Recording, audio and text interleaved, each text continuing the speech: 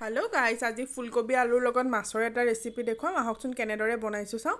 ইয়াক কেইটুকুৰামান মাছ লৈ লৈছোঁ, লগতে লৈ লৈছোঁ বিলাহী 3টা চপাৰত মিহিকৈ এনেদৰে কাটি লৈছোঁ আৰু এটা পিঁয়াজ কাটি লৈছোঁ, লগতে 2-3টামান জলকীয়া ফালি লৈছোঁ, লগতে আলু 2টা ডাঙৰকৈ কাটি লৈছোঁ আৰু লৈ লৈছোঁ ফুলকবি।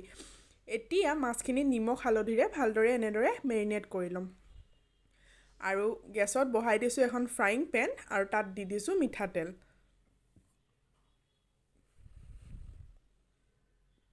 মিঠাতেল গৰম হৈ অহাৰ লগে লগে তাত দি দিম মাছকেইটুকুৰা। এতিয়া মাছকেইটুকুৰা দি এইখিনি 5-7 মিনিট এনেদৰে থাকিবলৈ দিম। থকাৰ পিছত এবাৰ এনেদৰে ঘূৰাই দিছোঁ। দেখিছেনে কি সুন্দৰভাৱে ৰঙাকৈ ভজা হৈ গৈছে। এতিয়া আনটো ছাইডো এনেদৰে ভাজি লৈছোঁ। এয়া চাওক, 2টা ছাইড ভজা হৈ গৈছে। দেখিছেনে কি সুন্দৰভাৱে। এতিয়া এইখিনি উঠাই থৈছোঁ আৰু একেখিনি তেলতে দি দিছোঁ কাটি লোৱা ফুলকবিখিনি।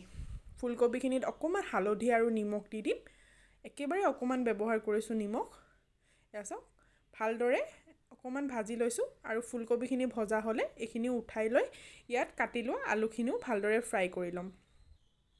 5-7 মিনিটমান ভজাৰ পিছত দেখিবলৈ পাব ফুলকবি আৰু আলুখিনি সিজি যায়। তেতিয়া ভালদৰে উঠাই লৈছোঁ।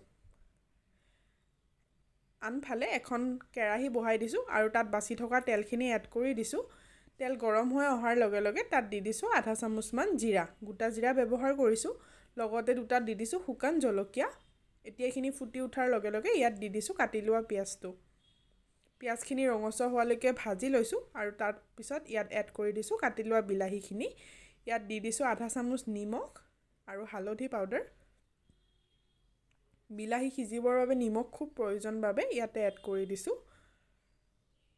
এতিয়া ইয়াত দি দিছোঁ এচামুচ গাৰ্লিক পাউডাৰ। আপোনালোকে নহৰুখিনি কেঁচাকৈ পেষ্ট কৰিও দিব পাৰে। মোৰ পাউডাৰ আছিল বাবে মই পাউডাৰ ব্যৱহাৰ কৰিছোঁ আৰু দি দিছোঁ এচামুচ কাশ্মীৰী পাউডাৰ আৰু এচামুচ জিৰা পাউডাৰ। এইখিনি এতিয়া ভালদৰে ভাজি ল'ম। এয়া চাওক, ভালদৰে ভাজি লৈছোঁ। এতিয়া ইয়াক মিডিয়াম জুইত 3 মিনিটমান ঢাকি ৰাখিম। 3 মিনিটমান ঢকাৰ পিছত আকৌ এবাৰ এনেদৰে হেতাখনৰ সহায়ত বিলাহীখিনি লৰাই দিম।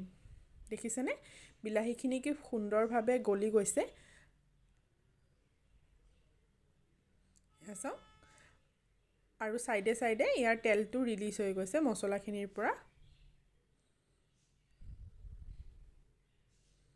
এনেকৈ থাকিলে দেখিবলৈ পাব চাইডে চাইডে তেলটো এনেদৰে ৰিলিজ হৈ আহিব। এই ষ্টেজতে এবাটি পানী ব্যৱহাৰ কৰিছোঁ। মই ইয়াত আৰু এবাটি পানী ব্যৱহাৰ কৰিম। মই ৰেচিপিটোত 2 বাটি পানী ব্যৱহাৰ কৰিছোঁ। এতিয়া এইখিনি এটা উতল অহালৈকে এনেদৰে ঢাকি ৰাখিম। 3 মিনিটমান পিছত এটা উতল আহিব আৰু ঢাকন আঁতৰাই দিয়াৰ পিছত ফুলকবি আৰু আলুখিনি যে ভাজি লৈছিলোঁ সেইখিনি ইয়াত এড কৰি দিছোঁ। লগতে দি দিছোঁ কেঁচা জলকীয়াখিনি আৰু ভাজি লোৱা মাছখিনি।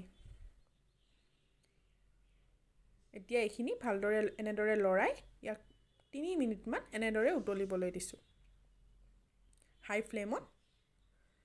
আৰু এয়া চাওক, হাই ফ্লেমত 3 মিনিটমান উতল আহিছে। অহাৰ পিছত এতিয়া ইয়াত দি দিম এচামুচ গৰম মছলা পাউডাৰ। ইয়াত দেখিছেনে গৰম মছলা পাউডাৰ দি দিছোঁ আৰু লগতে দি দিছোঁ সৰু চামুচেৰে এচামুচ ঘিউ। ঘিউ দিয়াৰ পিছত ইয়াত দি দিম কাটি লোৱা ধনিয়া। ইয়াত কেঁচা ধনিয়া ব্যৱহাৰ কৰিছোঁ। এতিয়া খুব সাৱধানে হেতাৰ সহায়ত অকণমান এনেদৰে লৰাই দিম।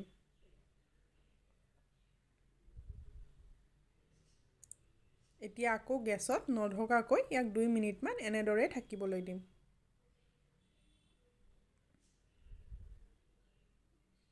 2 মিনিট পিছত গেছৰ ফ্লেম বন্ধ কৰি দিছোঁ আৰু এইখিনি ঢাকি ৰাখিছোঁ অকণমান টাইম।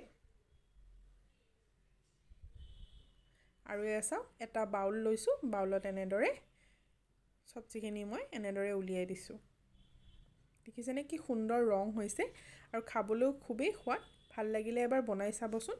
লাইক এণ্ড ছাবস্ক্ৰাইব কৰিবলৈ নাপাহৰিব গাইজ। আজিলৈ আহিছোঁ।